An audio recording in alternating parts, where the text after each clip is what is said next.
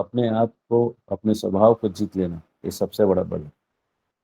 और बलराम जी जो हैं, इस बल के लिए जाने जाते हैं। बलराम जी में और सारे बल भी है, लेकिन वो बल से ज़्यादा बल आपको जो और हमको जो चाहिए, वो स्वभावो विजयेत वीरा, अपने स्वभाव को जीतने वाला बल चाहिए।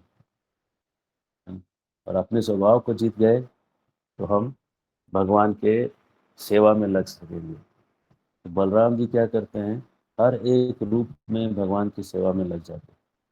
बलराम जी भाई के रूप, बड़े भाई के रूप में आ जाते हैं। बलराम जी चप्पल के रूप में आ जाते हैं। बलराम जी छाता के रूप में आ जाते हैं। जब बलराम जी भगवान के आयुध, भगवान के तकिया, भगवान का बिस्तर, ये सब बलराम जी बन जाते हैं। बलराम जी में सेवा का कितना भाव है देखिए, हर रूप में भगवान की सेवा में लग जाते हैं। मतलब बिस्तर भगवान का है तो बलराम जी, है ना। तकिया भगवान का है तो बलराम जी, है ना। कुछ भी भगवान को चाहिए तो बलराम जी, बड़े भाई से एडवाइस लेना है तो बलराम जी। और हर वात्सल्य भाव है, बड़ा भाई बनना मतलब वात्सल्य भाव, वात्सल्य रस, है ना। और राधा रानी की छोटी बहन बन जाती है माधुरी लीला में। और अनंग मंजरी करके आ जाते हैं, छोटी बहन, राधा रानी की जो छोटी बहन है उसका नाम है अनंग मंजरी, वो भी बलराम जी हैं। तो बलराम जी हर लीला में, हर रूप में, हर रस में किसी न किसी तरह से, इसको बोलते हैं स्वभाव विजयित वीर। बलराम जी में वो बल है कि हमको वो जिता सकते हैं, अपने स्वभाव से हमको जिता सकते हैं। फिर भगवान के चप्पल बन के सेवक बन जाते हैं। और उनको, उनका पैर दबा के उनके उनके उनका पैर दबाते हैं, उनके साथ खेलते हैं तो सखा बन जाते हैं। इस तरह से बलराम जी हर रस में भगवान के साथ रहते हैं। हर रस में भगवान के साथ उनकी सेवा में लग जाते हैं। तो ये बलराम जी का, जब भगवान राम बनते हैं तो लक्ष्मण बन जाते हैं, वहाँ भी सेवा में आ जाते हैं। विष्णु बनते हैं तो अनंत शेष हो जाते हैं, है ना। जहाँ जहाँ जो जो रूप में भगवान आते हैं उस रूप में सेवा के लिए वो भी आ जाते हैं। ये नहीं कहते है एक रूप तो छोड़ो मेरे को, एक तो मेरे को आराम करने दो। अरे तुम किधर किधर क्या क्या अवतार लेते हो, मैं हर जगह नहीं आ सकता। इसको बलराम जी ऐसा नहीं बोलते। बलराम जी स्वभाव विजयी थे, वो अपने स्वभाव को भी जीत सकते, ये उनमें बल। ये जो बल है, ये गुरु का बल है। और बलराम जी जो है वो गुरु तत्व है, क्योंकि गुरु एक व्यक्ति नहीं, गुरु एक तत्व है जो बलराम जी का प्रतिनिधि है। उसमें बोलते हैं ना, his grace, his divine grace, his holiness. ये हिज क्यों लगाते हैं, इसे लगाते हैं ना, पर कृष्ण, हिज ग्रेस, उनका कृपा, उनका मतलब किसका, उनकी कृपा, मतलब ये कृष्ण की कृपा है। उनकी कृपा मतलब कृष्ण की कृपा, और कृष्ण की कृपा का मतलब बलराम है। तो बलराम जी के प्रतिनिधि के रूप में गुरु है। गुरु का मतलब बलराम जी के प्रतिनिधि। बलराम जी के प्रतिनिधि हैं इसलिए वो गुरु हैं, नहीं तो गुरु गुरु का में कोई क्षमता नहीं। किसी जीव में क्षमता नहीं कि किसी दूसरे जीव को उद्धार कर सके, शक्ति नहीं किसी जीव की, किसी जीव की शक्ति नहीं। तो बलराम जी क्या करते हैं, गुरु के रूप में आते हैं हमारे जीवन में, और गुरु रूप में आके कुछ बोलते हैं तो बड़ा लग जाता है। और आपको, जैसे अभी तो हम गुरु भी नहीं है, हम लोग तो ऐसे ही कोई भक्त हैं, लेकिन आप देखेंगे कि आपने किसी को कुछ बोला और व्यक्ति के दिल में लग गया, और उसके बदलाव, उसके जीवन में बदलाव आ गया, तो हमको भी आश्चर्य होता है, लगता है मैं कुछ प्रगति कर रहा हूँ, मेरी प्रगति से लोग प्रभावित हो गए, है ना। तो हमें ये ऐसा समझना चाहिए कि ये बलराम जी का तत्व है जो उसको छू रहा है ना। तो बलराम जी का तत्व है जो लोगों को बदल रहा है। और वो गुरु कैसे भी अपने आप को प्रकट कर लेते हैं, उस जीव की सिंसिरिटी के लिए प्रकट होते हैं। तो जैसे हम प्रवचन करते हैं, प्रवचन में शक्ति कहाँ से मिलती है, सुनने वालों की इच्छा से। सुनने वाले अगर भगवान के बारे में सुनना चाहेंगे तो प्रवचन करता में पावर आ जाएगा बलराम जी, क्योंकि उनको उद्धार करना है ना। और ऐसा भी होता है, अगर सुनाने वाले की इच्छा बहुत ऊपर चली गई तो सुनने वालों के अंदर बलराम जी जो है कहते देखो तुम्हारे भले के लिए कह रहा है। तो बलराम जी हैं जो गुरु तत्व हैं, और गुरु जो है वो ज्ञान तिमिरंधस्य ज्ञानांजन शलाकया, हमारे अज्ञान से हमको निकाल के ज्ञान के अंजन को हमको देते हैं, वो गुरु है। और गुरु के रूप में हमें अज्ञान से निकालते हैं। ये सबसे बड़ा चीज है। 4 तरह के प्रलय हरे बताए कृष्णा गए। प्रभु जी, साउंड नहीं आ रहा है प्रभु जी। साउंड नहीं आ रहा? साउंड आ रहा है कि नहीं? साउंड आ रहा है। आ रहा है, आ रहा है माता जी, आप अपना चेक करें। तो गुरु के रूप में जब बलराम जी रहते हैं, तो गुरु के रूप में जब बलराम जी रहते हैं, तो हमें ओम अज्ञान तिमिरंधस्य ज्ञानांजन शलाकया, 4 तरह के प्रलय होते हैं। 4 तरह का प्रलय होता है। निमित्तिक भगव जो भगवान ब्रह्मा जी जब रात में सोते हैं तब, दिन में कभी कभी झपकी लेते हैं तब, ब्रह्मा जी का जीवन का अंत आता है तब। लेकिन ये जो 3 जो प्रलय हैं ये फाइनल नहीं है। फाइनल एक प्रलय होता है आत्यंतिक प्रलय। आत्यंतिक प्रलय होता है बलराम जी की कृपा से। वो अज्ञान नहीं हटता है। देखिए कोई भी चीज मर जाएगा, आप बार बार जन्म भी लेंगे, ब्रह्मा जी चले गए, फिर से आप नए ब्रह्मांड में भी आएंगे, लेकिन अज्ञान नहीं मरेगा। आप वही के वही रह जाएंगे। नहीं, जैसे कोयला कितना भी धो, काला है। उजला उजला नहीं होता। तो वैसे ही ये जीव के ऊपर जो अज्ञान है, ये जीव अपने आप को गधा ही समझता है। कितना भी उसको समझाओ कि भाई तुम नहीं हो, नहीं हो, वो नहीं मानेगा, वही के वही रहेगा। वो अगले सृष्टि में पैदा हुआ तो भी अपने आप को गधा ही समझेगा। वो ये नहीं समझेगा मैं कृष्ण का दास हूँ। तो ये कब होगा? ये प्रलय होगा बलराम जी की कृपा से। इसको कहते हैं आत्यंतिक प्रलय। आत्यंतिक मतलब एक्सट्रीम, थॉरो, बोलते हैं एकदम पूरा खंगार के धो के एकदम निकालना है। तो बोलते हैं ना, कपड़े को सुखाते हैं तो धूप में पूरा सुखाते हैं, तो बोलते हैं खनखना के सुखाया है। पूरा धूप लगा दिया उसको, मतलब सूखने के बाद भी 4-5 घंटे धूप लग गया तो कैसा कपड़ा सूख जाता है। उसको बोलते हैं एकदम आत्यंतिक, पूरा फुल ड्राई हो गया, अब उसमें कुछ बचा नहीं करने के। तो वही जीव जो भगवान के धाम में जब लौट जाता है तो उसका अज्ञान का प्रलय होता है। तो अज्ञान का प्रलय ऐसे नहीं हो जाता। अज्ञान का प्रलय करने के लिए बलराम जी की कृपा चाहिए। बिना बलराम की कृपा के ये प्रलय नहीं हो सकता है। और बलराम जी बड़े कृपालु हैं। वो एक हल रखते हैं, है ना, और एक गदा भी रखते हैं। तो जब दुर्योधन के जैसे जीव अहंकार करते हैं, शिष्य अहंकार करते हैं, दुर्योधन शिष्य तो था उनका, लेकिन जब अहंकार करते हैं तो उसी हल से शिष्य का पूरा साम्राज्य उठा के नदी में डालने के लिए ले जाते हैं। तो बलराम जी जो है फुल एंड फाइनल करते हैं। देखिए जब लक्ष्मण थे तो एक बार मारीच और सुबाहु जब अटैक किए विश्वामित्र के आश्रम में, तो राम क्या किए, नरास्त्र मारे। माने असुर को मारने के लिए इंसान को मारने वाला तीर उठाए। तो कैसे मरेगा? मरने का चांस ही नहीं है। पावर ही कम डाला उसमें उन्होंने। तो वो जो मारिच था वो हवा में उड़ के 800 मील दूर जाके समुद्र में गिर गया, बच गया, मतलब कहने का मतलब। ठीक है। और उसके कई साल बाद जब उनको वनवास मिला था, और नागपुर के पास अगस्त मुनि का आश्रम है, रामटेक करके नाम है, वहां पे रहते थे भगवान। तब ये मारिच दोबारा आया था। वाल्मीकि रामायण में लिखा है, दोबारा आया था वहां पे। और भगवान ने फिर एक तीर मारा, फिर वो 800 मील दूर जाके समुद्र में गिरा। तो असुर को मारने के लिए नर को मारने वाला हथियार उठाएंगे तो वो मरेगा नहीं ना, वो हल्का ही असर करेगा, है ना। तीसरी बार जब आया तब राम जो है उसको मारे। ठीक है। तो भगवान बहुत चांस देते हैं। अच्छा, लक्ष्मण जी क्या किए सुबाहु के लिए? वो सुबाहु था असुर, उसको मारने के लिए उन्हें आग्नेयास्त्र का प्रयोग किया, जो उससे भी ऊपर का लेवल था। एक बार में फुल एंड फाइनल। तो इसलिए गुरु क्या करते हैं, तुरंत क्लियर आर या पार करते हैं। वो लटका के नहीं रखते मामले को, है ना।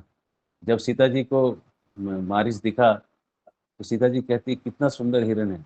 लक्ष्मण जी कहते हैं ये हिरण नहीं है, ये मारिच है। तो सीता जी एक जीव का भूमिका निभा रही है। सीता जी कहती है नहीं नहीं, ला के दीजिए ना मुझे। तो प्रभु ला के दीजिए। तो राम जी चले जाते हैं। राम जी जो हैं वो भगवान है भाई, उनको तो सुनना पड़ेगा सबका, किसी को छोड़ नहीं सकते हैं। है ना। लेकिन लक्ष्मण गुरु हैं, लक्ष्मण गुरु बोलते हैं ये मारीच है, मायावी है, 84 लाख योनियों के बाहर का आदमी है, ये है नहीं, मैं बता रहा हूँ। लेकिन जब जीव गुरु का नहीं सुनता है तो क्या होता है, और भगवान को अपनी चीजों को बोलता है, मेरे को ला के दीजिए ना, ये दीजिए ना, वो दीजिए ना, भगवान तो दे देते हैं, भगवान जाते हैं हमारे चीजों को लाने के लिए। लेकिन जीव सुखी नहीं होता है, उसको रावण उठा के ले जाता है, माया उसको उठा के ले जाता है। तो सीता को रावण ने उठा के ले, रावण उठा के क्यों ले गया? ओरिजिनल प्रॉब्लम है कि गुरु का नहीं सुनी, बस। बाकी सब डिटेल, समझ रहे हैं, बाकी सब डिटेल है। तो लक्ष्मण जी कह रहे थे मारिच है, ये मायावी है, उसने गुरु को त्याग दिया। जब गुरु को त्याग दिया तो प्रॉब्लम जो है, सारा रामायण पूरा एक डिटेल है। एक शिष्य का गुरु का अनादर, गुरु तत्व का अनादर हुआ, रामायण बन गए, याद रखिएगा। ये गुरु तत्व का अनादर है, कुछ नहीं, रामायण पूरा डिटेल है। जो असली मैटर है वो है कि सीता ने गुरु का सुना नहीं। तो गुरु का अनादर करोगे तो भगवान कहेंगे भैया तो हम भी नहीं बचा सकते, तुम चले गए बाहर, तुम रेंज से तुम बाहर, आउट ऑफ रेंज चले गए, नेटवर्क के बाहर, नेटवर्क में तुम आ नहीं रहे, है ना। ये गुरु तत्व है।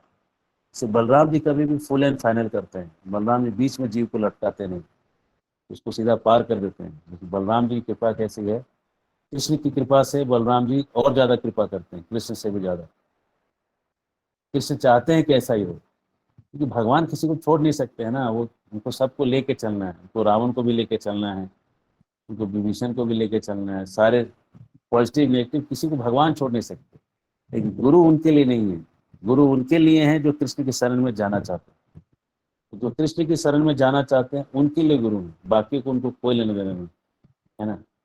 जैसे जीव गोस्वामी तत्व संदर्भ लिखते हैं तो उसमें पहला कंडीशन डालते हैं, शर्त लगाते हैं पढ़ने वालों के लिए कि इसको वही पढ़े जो कृष्ण की सेवा करना चाहते हैं, बाकियों के लिए किताब मैंने लिखा ही नहीं, ठीक है। एक कंडीशन डालते हैं, तो गुरु का कंडीशन है भाई, तुम कृष्ण की सेवा करना चाहते हो तो आओ इधर, और नहीं तो तुम भटको दुनिया में, घूमो, यहाँ वहाँ जाओ, जो करना है करो। लेकिन ये लक्ष्मण जी ये गुरु तत्व है, और वही गुरु तत्व जो है नित्यानंद प्रभु हैं, गुरु तत्व।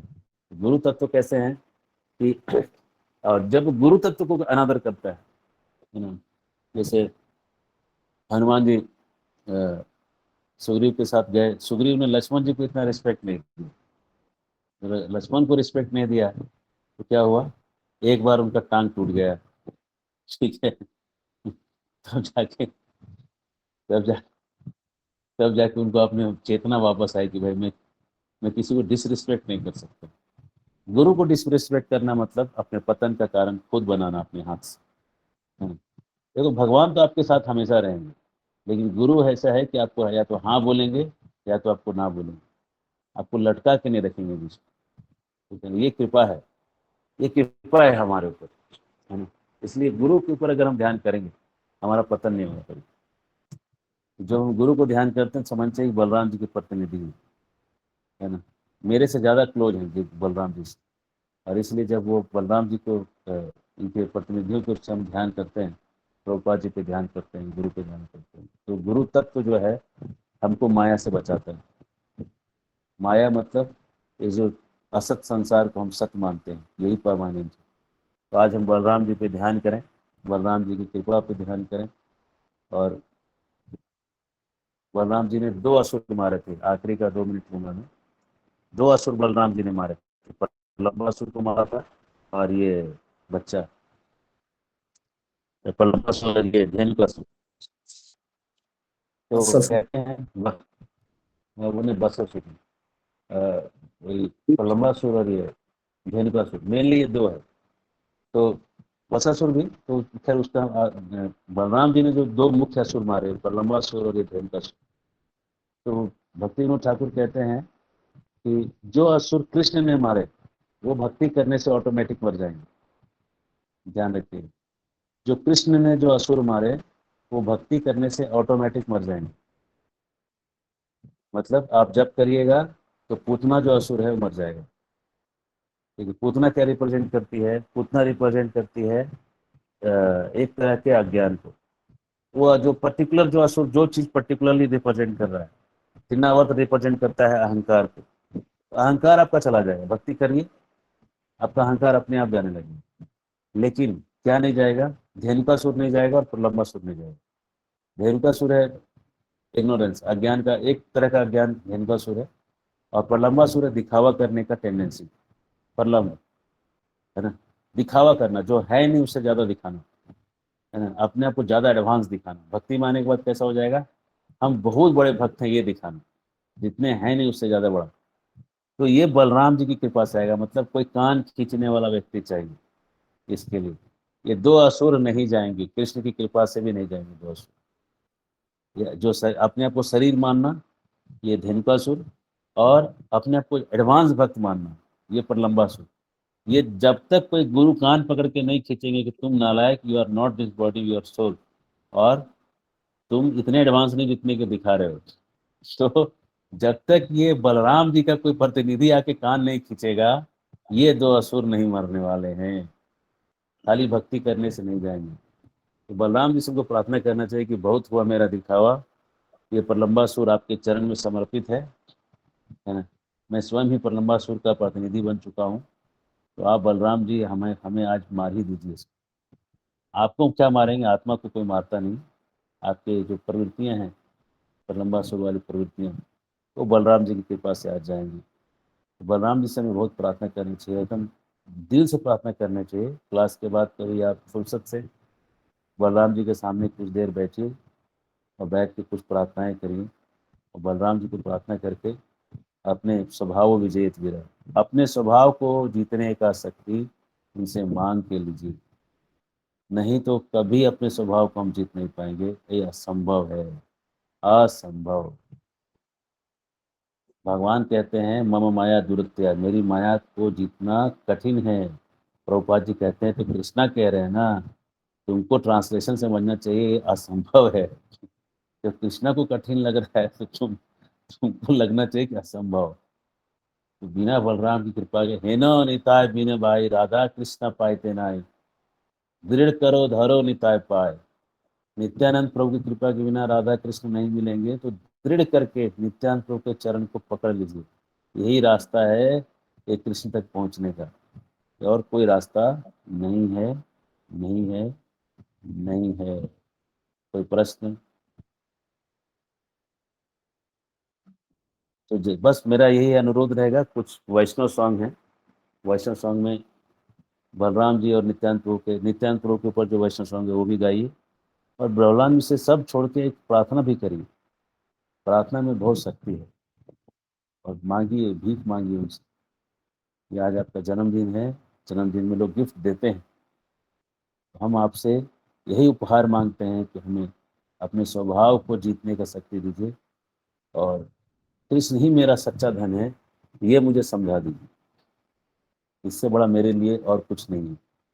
यही मैं समझ जाऊं, मेरा इस जीवन में मेरा बेड़ा पार हो गया। इस तरह से बलराम जी को हम बहुत गहरे प्रार्थनाएं करें। आज का दिन बहुत विशेष है, बहुत ही विशेष है। एक्स्ट्रा जप कर लिए, भगवान को प्रार्थना करें।